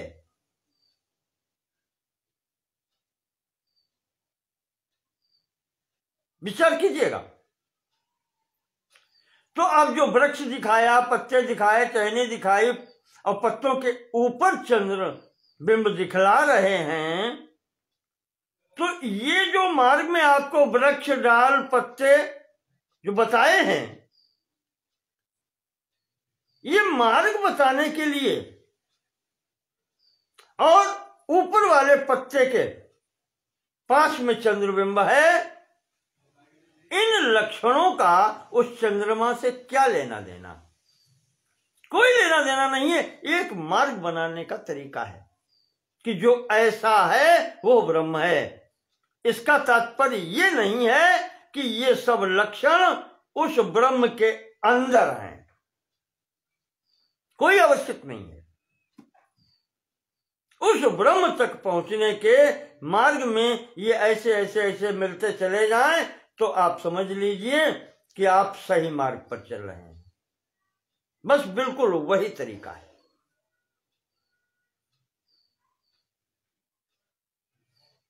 तो गुणानाम लक्षकत्वेन, जो गुण बताए गए हैं ये गुण लक्षक हैं, लक्ष्यार्थ, लक्ष्य को पाने के साधन हैं। न तत्वे अंतः प्रवेशनम, उस तत्व के अंतर इनका प्रवेश नहीं है, वहां तक पहुंचने का ही साधन है।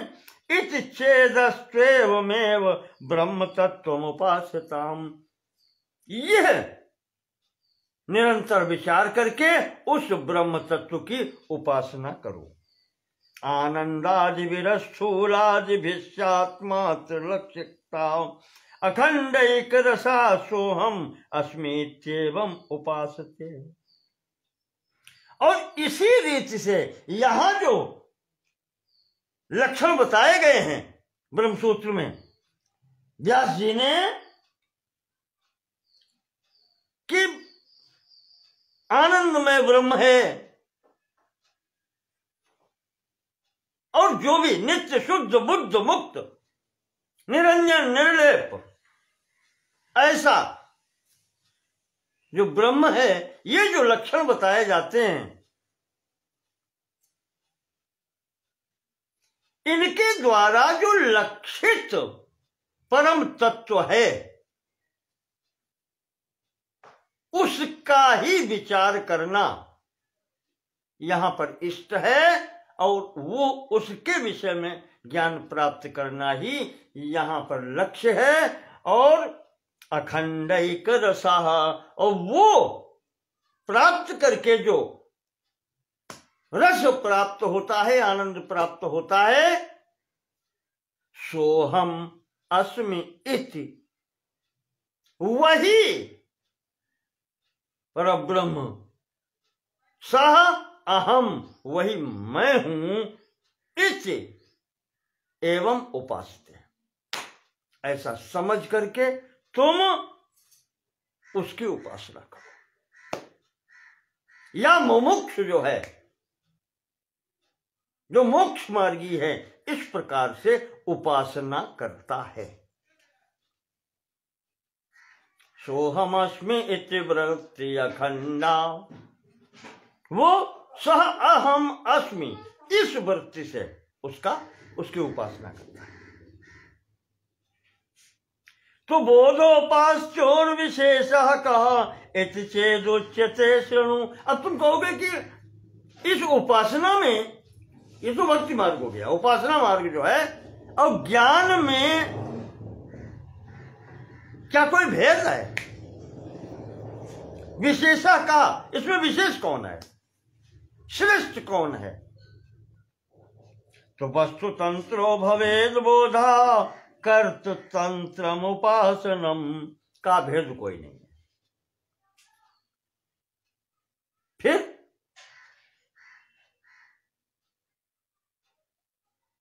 का अगर भेद पूछ रहे हो तो भेद ये है, वस्तु तंत्रो भवेद बोधा, उस परमात्म तत्व को, ब्रह्म तत्व को अगर विशेष मानते हो तो विचार प्रमुख है। ठीक है। और कर्तृतंत्रम उपासनम, और अगर कर्ता की प्रमुखता मानते हो तो उपासना श्रेष्ठ है, कोई अंतर नहीं है। दोनों एक ही तत्व हैं, लक्ष्य एक ही है, दोनों का प्रयोजन एक है, गंतव्य एक है। अगर ब्रह्म की श्रेष्ठता मानते हो तो तत्व ज्ञान श्रेष्ठ है, और जो कर्ता की अपनी प्रधानता मानते हो कि हम करें न करें या किस प्रकार करें, तो उपासना श्रेष्ठ है, जिस मार्ग से आप पहुंच रहे हैं। विचारा जायते बोधो अनिच्छायं न निवर्तेत,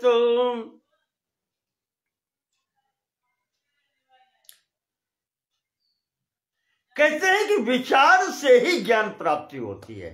विचारा जायते बोधो, हम विचार किसी के विषय में करते रहें और ज्ञान न हो, ऐसा नहीं होता। विचार से ही ज्ञान होता है।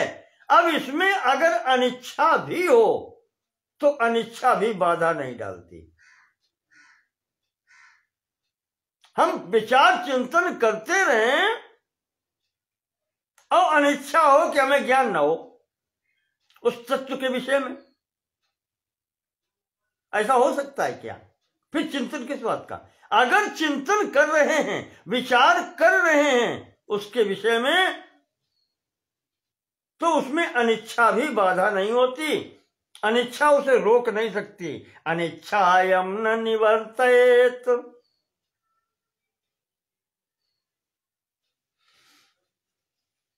ज्ञान प्राप्ति में चिंतन करते हुए विचारशील व्यक्ति को अनिच्छा नहीं रोक पाती। सोत्पत्ति मात्रात् संसारे दहात्यखिल सत्यताम, और स्व उत्पत्ति, स्व उस ज्ञान, वो ज्ञान जब उत्पन्न होता है, वो उत्पन्न होते ही इस संपूर्ण प्रपंच को जला करके समाप्त कर देता है। दहति अखिल सत्यताम, इनकी सत्यता को नष्ट कर देता है। ये संसार नष्ट नहीं करता, इनके प्रति जो सत्यता का भाव भरा हुआ है वो नष्ट हो जाता है। अर्थात ज्ञान उत्पन्न होते ही सोत्पत्ति मात्रात, अपने उत्पन्न होने मात्र से ही इस संसार के प्रति जो सत्यता का भाव है वो नष्ट हो जाता है। और तात्पर्य ये कि इसके प्रति मिथ्या भाव उत्पन्न हो जाता है। तत्व ज्ञान होते ही इस प्रपंच के प्रति मिथ्यात्व का भाव भी हो जाता है। तावता कृतकृत्या सन् नित्य तृप्ति मुपागतः,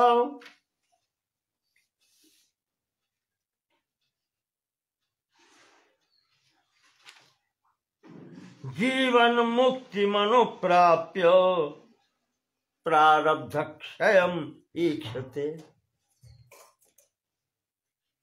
तब जब ऐसी स्थिति हो जाती है, ब्रह्म तत्व की तत्व ज्ञान की प्राप्ति से ही इस संपूर्ण संसार की मिथ्यात्व समझ में आ जाता है। उसकी दृष्टि में संपूर्ण प्रपंच जब मिथ्या हो जाता है तो एवं कृतकृत्य सन, इस प्रकार से वो कृतकृत्य हो जाता है। और ये स्थिति ही जीवन मुक्त की स्थिति होती है। नित्य तृप्ति मुपागत, उसे नित्य तृप्ति की प्राप्ति हो जाती है। वो सर्वथा तृप्त हो जाता है। कोई फिर उसको इच्छा कामना वासना नहीं रहती। जीवन मुक्ति मनु प्राप्य, इस प्रकार से वो जीवन मुक्ति को प्राप्त करके प्रारब्ध क्षयमीक्षते, अपने प्रारब्ध कर्मों के क्षय होने की प्रतीक्षा करता है केवल। यदि शरीर समाप्त नहीं हुआ है तो ये शरीर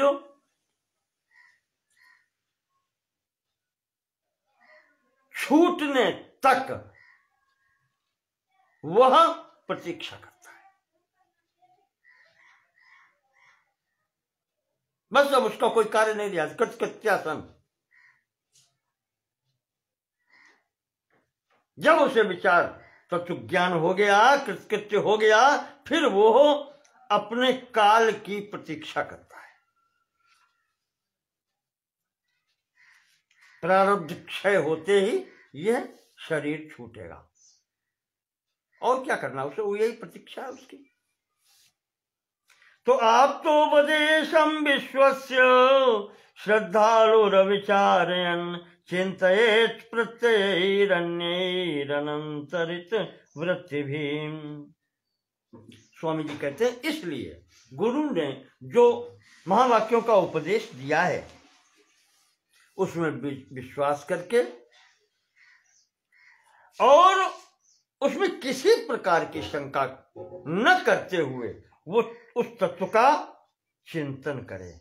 चिंतयेत् प्रत्ययैरन्यैरनन्तरित वृत्ति भी, अन्य वस्तुओं का चिंतन छोड़ करके उसी में चिंतन करे और किसी का फिर चिंतन न करे। शास्त्रेषु गुरुवाक्येषु सत्य बुद्ध्यावधारणा, इसके द्वारा ही फिर अन्य वस्तुओं की आवश्यकता नहीं। इसी से वस्तु की उपलब्धि होगी, प्रयोजन की सिद्धि होगी। अन्य वस्तुओं का फिर चिंतन न करें। यही उपासना का स्वरूप है, स्वामी जी कह रहे हैं। अब उपासना कब तक करें उस पर कहते हैं यावच्चिंत्य स्वरूपत्वाभिमान स्वस्य जायते। चिंतन तब तक करना चाहिए जब तक वो ब्रह्म स्वरूप का अभिमान अपने में ना आ जाए, मैं वही हूं, ये दृढ़ता, ये परिपक्वता ना आ जाए, तब तक चिंतन करे। तावद विचिन्त्य पश्चात् तथैवामृति धारेत, आमृति धारेत, मृत्यु पर्यंत उसी भावना को धारण करे। शरीर छूटने पर्यंत उसी भावना को धारण करे।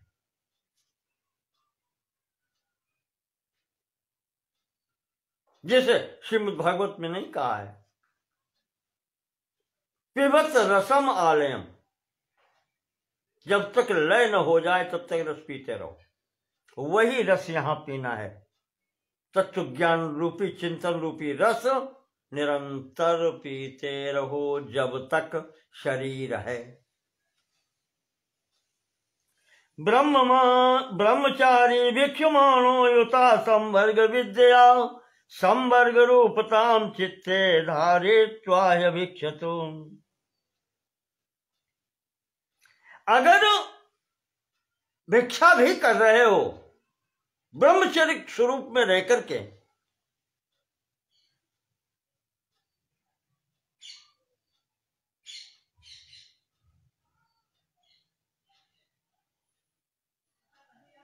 तो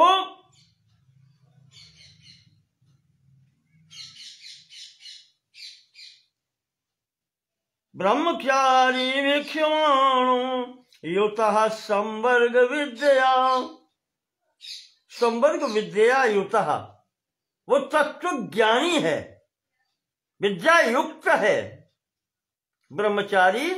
और अगर वो भिक्षा मांगने गया है तो संवर्ग रूपताम चित्ते, वो तत्व ज्ञानी स्वरूप से भटका नहीं है, उसके चित्त में वो ज्ञान है। धारित्वा भिक्षते, उसको धारण करके ही भिक्षा मांगो।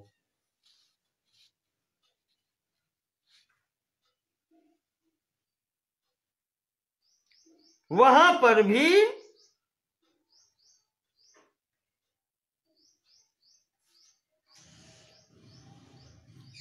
चिंतन से मुक्त होने की बात नहीं है। भूख, शरीर है तो इसको भूख होगी, उसके लिए भिक्षा अगर मांग रहे हो तब भी चिंतन होना चाहिए। इस विषय में कहते हैं कि छांदोग्य उपनिषद में 4थे अध्याय में कथा आई है कि एक ब्रह्मचारी ने राजा के समक्ष जाकर के भिक्षा याचना की।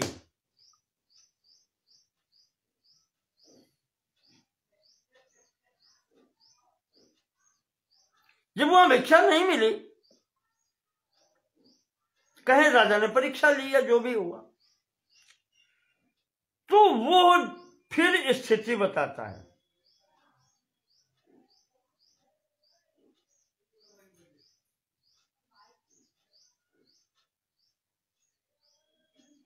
तो उसने अपने ज्ञान को राजा के समक्ष इस प्रकार से प्रस्तुत किया है। उसने कहा है कि राजन, यह प्राण ही प्रजापति है।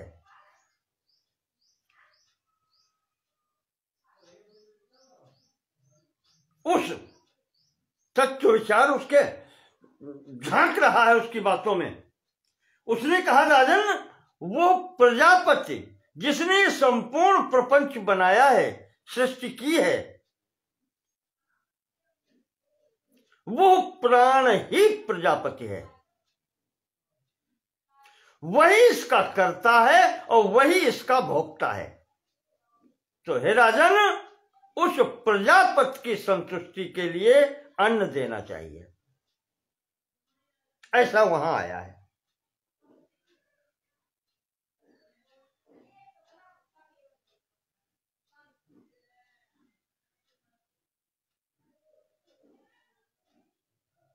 तत्व चिंतन आ गया, राजा समझ गया कि तत्व ज्ञानी है, और फिर राजा उसको भिक्षा इत्यादि देता है। कहा इस प्रकार से चलो, संपूर्ण कार्यों को करते हुए भी अपने मार्ग से विचलित न हो।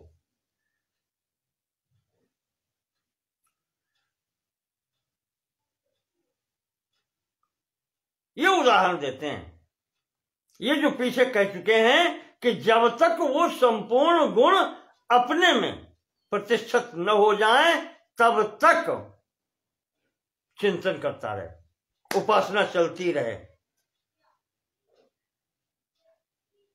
उसके लिए बताते हैं। इस प्रकार से उसका होता है कि वो ब्रह्म मैं ही हूं और मैं नहीं, वही आपसे मांगने आया है। उसकी वस्तु उसको समर्पित करो, क्योंकि उसने ही अन्न बनाया है और अपने लिए बनाया है। सर्वत्र वही है। अहम अन्नम अहम अन्नम अहम अन्नादः, आता है तैत्तिरीय उपनिषद में। वो यही है कि मैं ही अन्न हूं और मैं ही इसको खाने वाला हूं। कोई किसी पर अपनी भाषा में कहे तो एहसान नहीं कर रहा। तेरा तुझको अर्पण, बस इस भाव से करना है। तो पुरुष स्वेच्छया कर तुम अकर तुम कर तुम अन्यथा शक्योपास्य रतो नित्यम कुर्यात् प्रत्यय संततिम। तुम मनुष्य बनाए गए हो, तुम्हारे सामने 3 स्थितियां हैं, कर्तुम अकर्तुम अन्यथा कर्तुम। तुम कर भी सकते हो, तुम नहीं भी कर सकते हो, और तुम उससे विपरीत भी कर सकते हो। ये छूट तुम्हें मिली हुई है। फिर भी स्वामी जी कहते हैं कि शक्योपास्य रतो नित्यम। ये 3 शक्तियां होते हुए भी तुमको उपासना करनी चाहिए। नित्यम कुर्यात् प्रत्यय संततिम।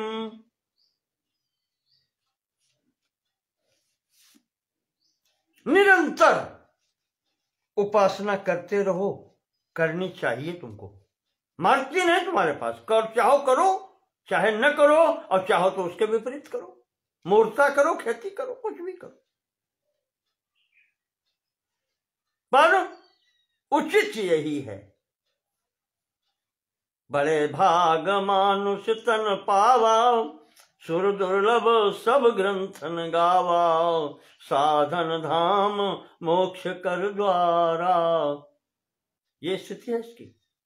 तो वो करो जिस कारण से शरीर मिला है। इसीलिए ये तुम्हारे अंतर्गत ये 3 शक्तियां हैं, चाहो तो करो, चाहो तो न करो। जैसे क्या कहें, विधर्मी भी बाइबल में कहीं आया है, God created man after his own image. ये क्या कहता है? ब्रह्म और जीव की एकता ही तो कह रहा है, और क्या है इसमें?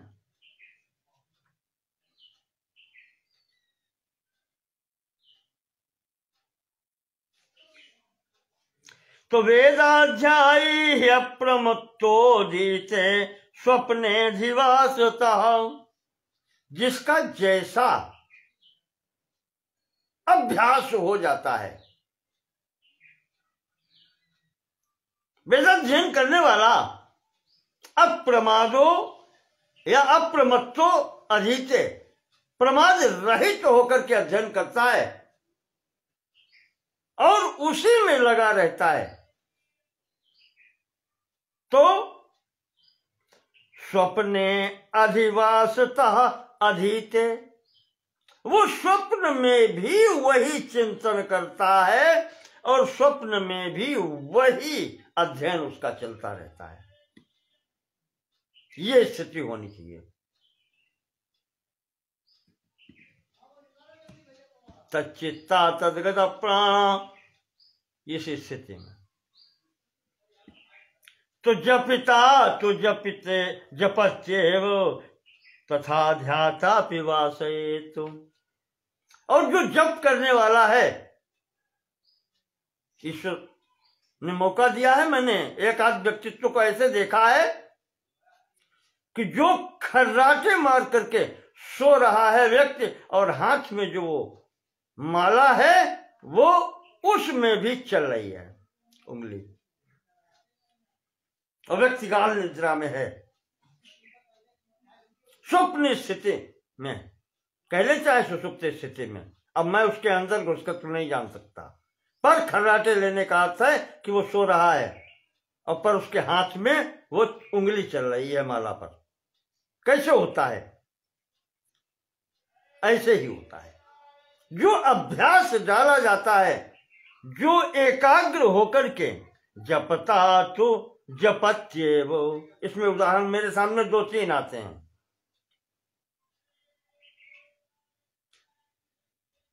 वर्णन है कहीं पर, कहते हैं प्रहलाद जी का सोते समय भी नाम जप चलता रहता था। ऐसे ही अर्जुन के विषय में कहीं आया है कि अर्जुन का वैसे तो कहीं नहीं दिखाया गया कि नाम, लेकिन अर्जुन के सोते समय भी उनके शरीर से तरंगों में भी भगवत नाम। हनुमान जी की भी यही स्थिति है कि जिस किसी भी अवस्था में है उनके शरीर से भगवान नाम का स्मरण सदैव होता रहता है। गरुड़ जी की यही स्थिति है, वो चलते हैं तो पंखों से भगवान नाम,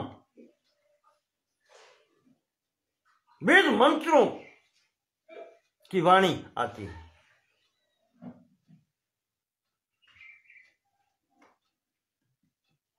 ये स्थितियां कब बनती हैं? जब वेदाध्यायी है प्रमत्तोधीते स्वप्ने दिवासतः, इस प्रकार की स्थिति हो जाती है। जब प्रमाद रहित होकर के, आलस्य रहित होकर के चिंतन किया जाता है तो उस तत्व का चिंतन, फिर चाहे व्यक्ति सो रहा हो, चाहे स्वप्नावस्था में हो, चाहे जागृत अवस्था में हो, और वो चलता ही रहता है।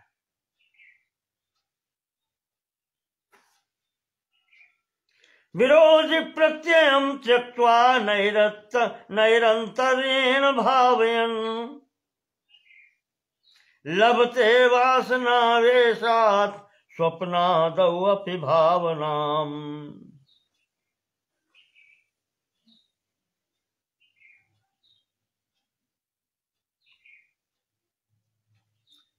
जब व्यक्ति निरंतर वही चिंतन मनन